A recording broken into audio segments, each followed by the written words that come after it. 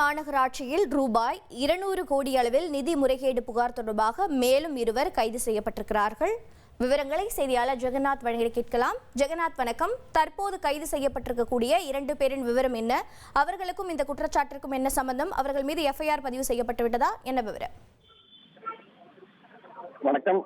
மதுரை மாநகராட்சியில் 200 கோடி ரூபாய் நிதி முறைகேடு குறித்து உயர்நீதிமன்றம் மதுரை கிளையின் உத்தரவின்படி டிஐஜி அபினவ்குமார் தலைமையிலான விசாரணை குழு தீவிர விசாரணை மேற்கொண்டு வருகிறது. இதுவரை மொத்தம் 10 பேர் கைது செய்யப்பட்டிருந்தனர். இந்த நிலையில் பார்த்தீங்கன்னா மதுரை மாநகராட்சியின் 51வது வார்டு திமுக கவுன்சிலரும் வரி விதிப்பு குழு தலைவருமான இருந்த விஜயலட்சுமி மற்றும் 96வது வார்டை சேர்ந்த ஒப்பந்த ஊழியர் செந்தில் பாண்டியன் ஆகியோரை விசாரணைக்காக அழைக்கப்பட்டிருக்கிறார்கள்.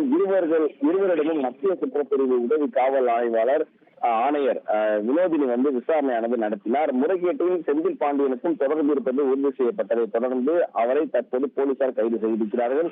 மேலும் விஜயலட்சுமியிடம் தேவையெனில் மீண்டும் விசாரணைக்கு ஆஜராக வேண்டும் என எழுத்து மூலமாக அவர்களை எழுதி பெற்ற பின்பு அவரை மீண்டும் அனுப்பி வைத்திருக்கிறார்கள்.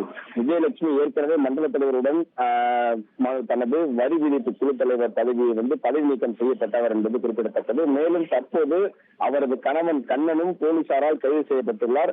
மாநகராட்சி வரி வசூல் மோசடி தொடர்பாக காவல்துறையினர் தற்போது வரை பார்த்ததனால் 12 பேரை கைது செய்திருக்கிறார்கள் என்பது தெரிய வந்திருக்கிறது. மேலும் மாநகராட்சி நடைபெற்ற இந்த முறைகேடை குறித்து விசாரணை தற்போது தீவிரமடைந்திருக்கிறது. மேலும் மாநகராட்சி வரி வசூல் மோசடி தொடர்பாக மாநகராட்சி நிர்வாகம் சார்பில் இதுவரை நிரந்தரமாக மற்றும் தற்காலிகமான ஊழியர்கள் என மொத்தம் 19 பேர் பணியிடை நீக்கம் செய்யப்பட்டிருக்கிறார்கள் என்பது தெரிய வந்திருக்கிறது. மேலும் முறைகேடு தொடர்பாக மாநகராட்சியின் 5 மண்டல தலைவர்கள் 2 குழு தலைவர்கள் என தமிழக முதல்வர் உத்தரவின் பெயரில் அவர்கள் பதவியை ராஜினாமா செய்திருக்கிறார் என்பது குறிப்பிடத்தக்கது. உங்கள் தந்திவன் தொலைக்காட்சியில் CID சகுந்தலா வெள்ளிதோறும் இரவு 8 மணிக்கு காண தவறாதீர்கள்.